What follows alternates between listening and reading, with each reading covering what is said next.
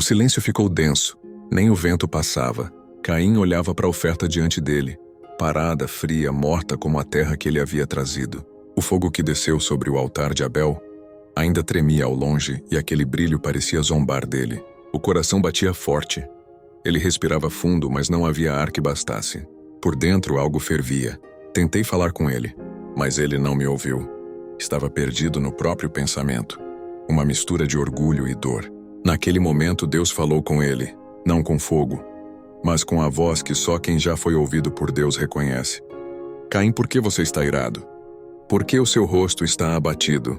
Se você fizer o que é certo, será aceito. Mas se não fizer, o pecado está à porta, à sua espera. Ele deseja dominar você, mas cabe a você dominá-lo. As palavras ecoaram e cessaram. Nenhum som respondeu.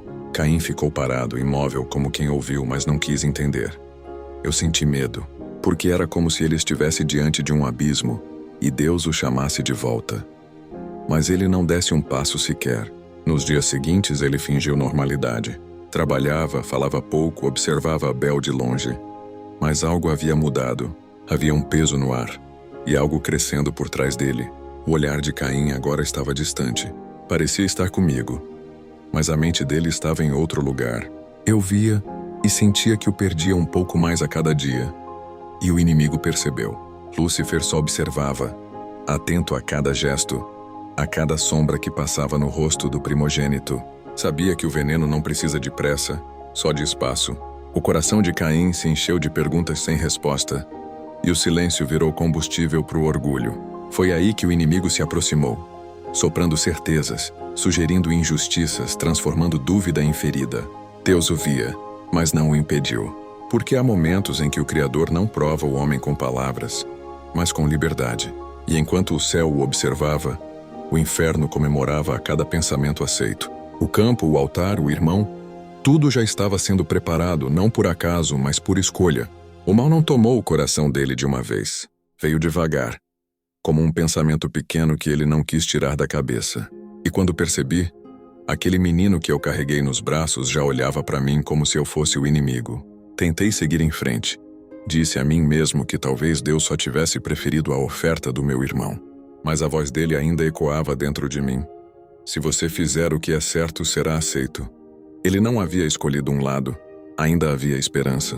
Mas o silêncio que veio depois me confundiu. E outra voz apareceu. Fria, paciente, venenosa. Ele não aceitou sua oferta porque ama mais a Abel do que a você. Você nunca será suficiente para Deus. Aquilo me corroeu por dentro. Eu tentava ignorar, mas quanto mais lutava, mais forte ela voltava. E sem perceber, comecei a acreditar. Naquele dia, o sol estava alto.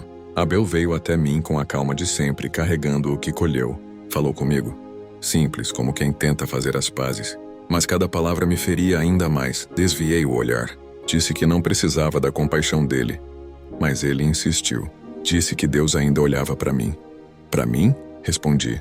E ele me olhasse, teria aceitado o meu sacrifício. Abel ficou quieto por um instante e depois se aproximou. Tocou meu ombro. Eu afastei. Não fala mais de Deus comigo, gritei. Você não entende o que é ser ignorado por ele.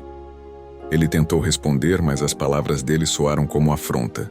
Falou que eu podia tentar de novo. Mas naquele momento eu não ouvi mais nada.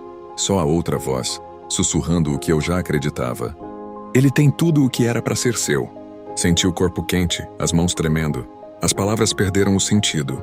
E antes que eu percebesse, estávamos brigando. Ele tentou me conter, tentou me acalmar. Mas eu já não via um irmão. Via o reflexo de tudo o que eu nunca consegui ser. Foi rápido, um empurrão. Uma pedra, o som seco. Depois, o vazio. O campo ficou imóvel. O pó levantou e caiu devagar sobre o corpo dele. Por um instante achei que ele fosse se mover. Ajoelhei e toquei o rosto, ainda quente. Abel. Sussurrei. Depois gritei. Abel! Levanta! Nada. O corpo não respondeu. E o som da minha voz morreu no ar. Não era para ser assim. Eu dizia sem ar. Olha para mim, fala comigo. Mas ele não falava. E o que eu tinha feito não podia ser desfeito. A raiva sumiu. Veio o pavor. E com ele a culpa. Olhei para as minhas mãos. E o sangue dele manchava até o que eu era por dentro. O chão que antes me obedecia agora gritava o nome dele. E o céu não ficou em silêncio. Mas quando finalmente falou, Não foi para consolar.